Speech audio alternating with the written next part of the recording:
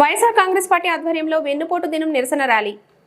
ఈ కూటమి ప్రభుత్వం ఏర్పడిన తర్వాత ప్రజలకు ఇచ్చిన హామీలు గాలికి వదిలేసి చంద్రబాబు చేసిన మోసాలు, అరాచకాలు, అన్యాయాలపై వైఎస్ఆర్ కాంగ్రెస్ పార్టీ అధ్యక్షులు వైఎస్ జగన్మోహన్ రెడ్డి ఆదేశాల మేరకు విశాఖపట్నం జిల్లా పార్టీ అధ్యక్షులు కేకే రాజు, దక్షిణ తూర్పు నియోజకవర్గం సమన్వయకర్తలు వాసుపల్లి గణేష్ కుమార్, మొల్లి అప్పారావు ఆధ్వర్యంలో వైఎస్ఆర్ కాంగ్రెస్ పార్టీ శ్రేణులు విశాఖపట్నం జిల్లా పరిషత్ జంక్షన్ నుండి జిల్లా కలెక్టర్ వారి కార్యాలయం వరకు బుధవారం ఉదయం వెన్నుపోటు దినం నిరసన కార్యక్రమం పెద్ద ఎత్తున నిర్వహించారు.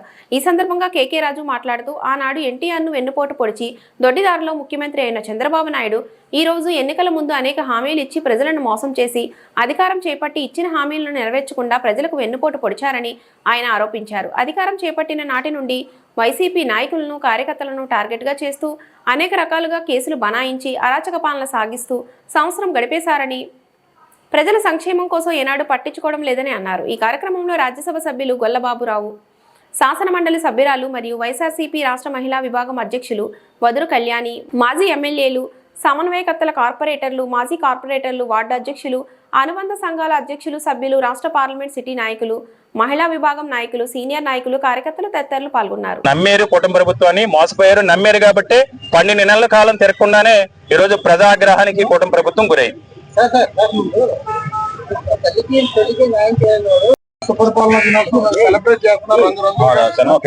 అంటే ఇప్పుడు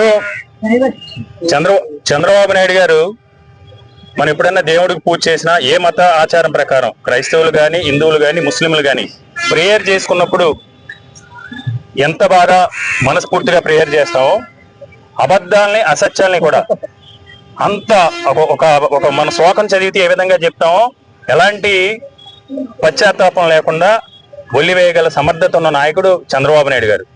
ఆయనకి సపోర్ట్గా ఈరోజు జర్నలిజం విలువల్ని కూడా పక్కన పెట్టి అబద్ధపు కథనాలతో, అసత్యపు కథనాలతో ఏ విధంగా ప్రచారాలు చేస్తున్నారనేది మనందరికీ కూడా తెలిసిందే. ఇప్పుడు రాజకీయాల్లో ఉన్నప్పుడు మంచిని మంచిగా చూపించే ప్రయత్నం, ప్రజల తరపున, ప్రజల పక్షాన ఈరోజు పత్రికలు ప్రభుత్వాలకు నివేదిక ఇవ్వాల్సిన అవసరం ఉంది ప్రజా సమస్యల్ని. కానీ జరుగుతున్న పరిణామాలు ఏంటో మీ అందరికీ కూడా తెలుసు. సుపరిపాలన ఎక్కడుందో మేము గడప గడపకే సంవత్సరన్నర కాలం పాటు, 18 నెలల కాలం పాటు గత ప్రభుత్వ హయాంలో గడప గడపకే మన ప్రభుత్వ కార్యక్రమం చేశాం. సరే, మేమేదో ప్రజలు మంచో చెడో ప్రజలు ఒక నిర్ణయం తీసుకున్నారు, ఆ నిర్ణయాన్ని కట్టుబడ్డాం. ఒక గౌరవప్రదమైన ప్రతిపక్షం అంటే ప్రజాపక్షంగా ఈరోజు ప్రతిపక్ష నాయకులుగా ప్రజల పక్షాన మేము నిలబడుతూ ఉన్నాం. ఈ నాయకులు మేము ఒకటే మేము వాళ్ళందరికీ కూడా వాళ్ళు విజ్ఞప్తి చేస్తున్నాం. మీరు రండి, మేము కలిసి మళ్ళీ గడప గడపకే ప్రోగ్రాం మీ ఆధ్వర్యంలో మీరు మేము కలిసి చేద్దాం. ప్రజలే చెప్తారు ఏది సుపరిపాలన, ఏది సుభిక్ష పాలన, ఏది ప్రజాకంటక పాలన అనేది ప్రజలే నిర్ణయిస్తారు.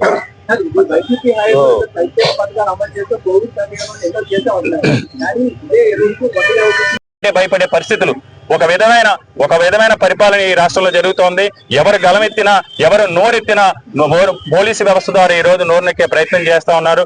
కాబట్టి అధికారులు గాని, అనధికారులు గాని ఎవరైతే ప్రభుత్వ రంగాల్లో ఉన్నారో ఐఏఎస్లు కావచ్చు, ఐపీఎస్లు కావచ్చు, పోలీసు వారికి ఒకటే విజ్ఞప్తి చేస్తున్నాం. ఈ రోజు ప్రజలు కట్టే పన్నుల ద్వారా మీ అందరికీ కూడా ప్రభుత్వాల ద్వారా మీకు రావాల్సిన జీతాలు కావచ్చు, ఇంకోటి కావచ్చు, మీరు కూడా మానవతా దృక్పథంతో ఆలోచించండి.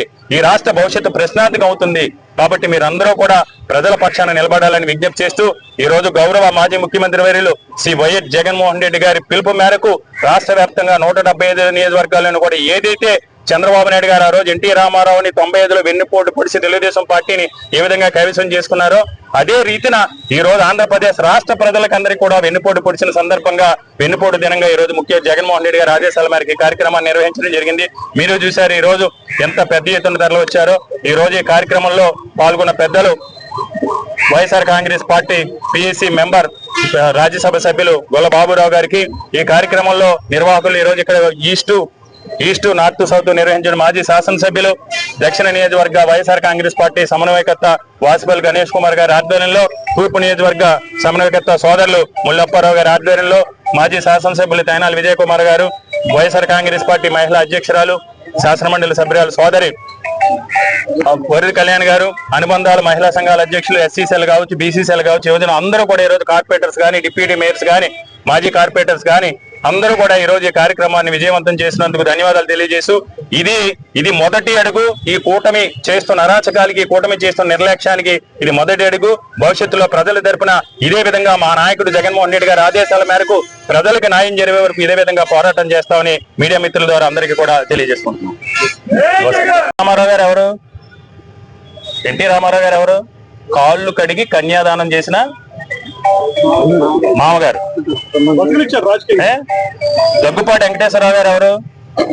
స్వయాన తోడలుడు. హరికృష్ణ గారు ఎవరు? వీళ్ళందరూ ఏరి మొన్నటి వరకు వీళ్ళందరూ ఎక్కడ ఉండేవారు? చంద్రబాబు నాయుడు గారు పక్కన ఉన్నారా? ఎన్టీ రామారావు గారు ఎందుకు ఆత్మక్షోభతో చనిపోయారు? రామ్మూర్తి నాయుడు గారు ఎక్కడ ఉన్నారు?